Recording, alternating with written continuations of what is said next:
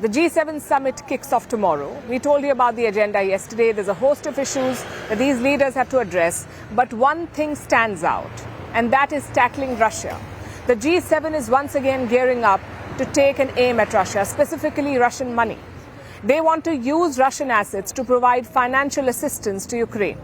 Reports say the deal is done. Only some last-minute details are being finalized, and that the US is confident of making an announcement during the G7 summit. We will announce new steps to unlock the value of the immobilized Russian sovereign assets to benefit Ukraine and to help them recover from the destruction that Mr. Putin's army has caused. Now, this would be a significant move. It would have wide-ranging implications for the global financial system. It could undermine the world's trust in the system. It's like your neighbor going to a mall and buying products worth billions of dollars, but they are not the ones paying the bills. You are, because your bank decided to charge your credit card for their shopping, and that too without your consent. That's what the West is doing here with Russian assets. Moscow had assets worth $280 billion in Western financial institutions. When the war in Ukraine began in 2022, Western governments froze these Russian assets. They were parked in the West, mostly in 3 countries, Belgium, France and Germany. Now this money is lying with the banks in the form of securities and cash. And these assets have been frozen, meaning Russia cannot access its own funds. But the money is still lying in the bank and it's generating interest, just like a fixed deposit in a bank would. The West wants to give this Russian money to Ukraine, and this would be done in the form of a loan. That's what the Americans have proposed. Here's their plan. The G7 will extend a $50 billion loan to Ukraine. The repayments could be financed through the earnings of the Russian assets. This is the interest generated by Russian government assets lying in the West. And this interest is significant. Every year, these assets could generate more than $2.5 to $3.5 billion in interest, $3.7 billion according to some estimates. This money could be diverted to repay the $50 billion loan. European leaders are calling this a solidarity package for Ukraine.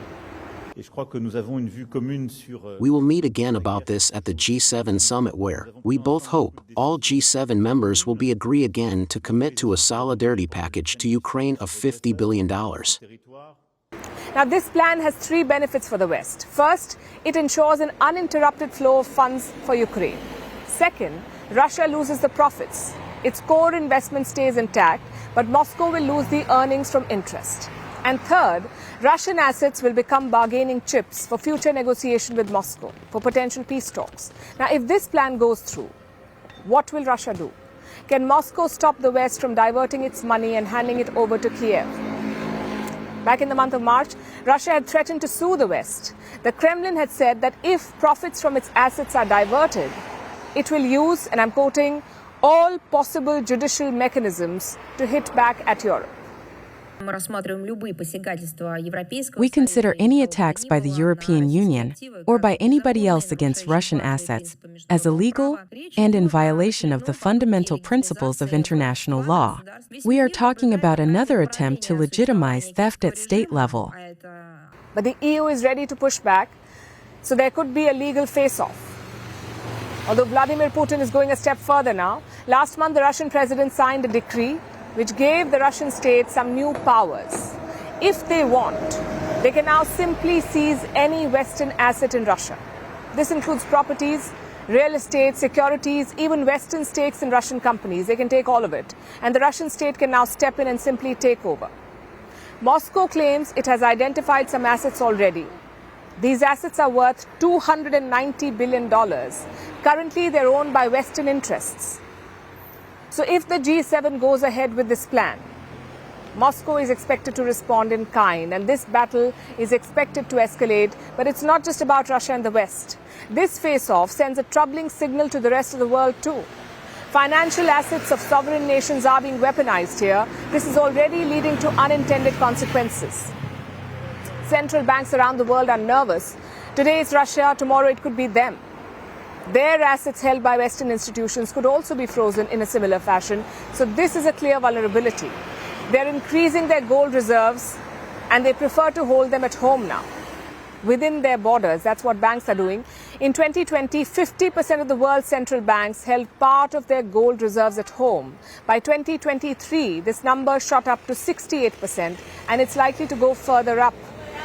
By 2028, 74% of the central banks may move most of their gold reserves back home. Recently, India's RBI, the Reserve Bank of India, also shifted around 100 tons of its gold back from the UK to India. This was a rare move. Since 1991, the RBI did not think about executing such a transfer. And how much gold does the RBI have in its reserve? Reports say around 822 tons of gold. So part of it is outside India, the other half stays in India. So how did the RBI explain this move? The central bank said it had the space to store the gold within the country, so it decided to use that space. There was no mention of the geopolitical tensions between Russia and the West, but it goes without saying that these tensions are influencing the decisions of central banks around the world. Their faith in the international banking system is eroding. The G7 may succeed in transferring Russian money to Ukraine, but they would end up paying a huge price for it. Fan of Italy's famous cuisine? Well, we are serving it with a side of diplomacy. As the G7 leaders gather in southern Italy, Vantage is taking you to the heart of the action. What's the agenda? Who is invited? And how is Italy preparing for it? Catch the special edition of Vantage throughout this week, only on Firstpost.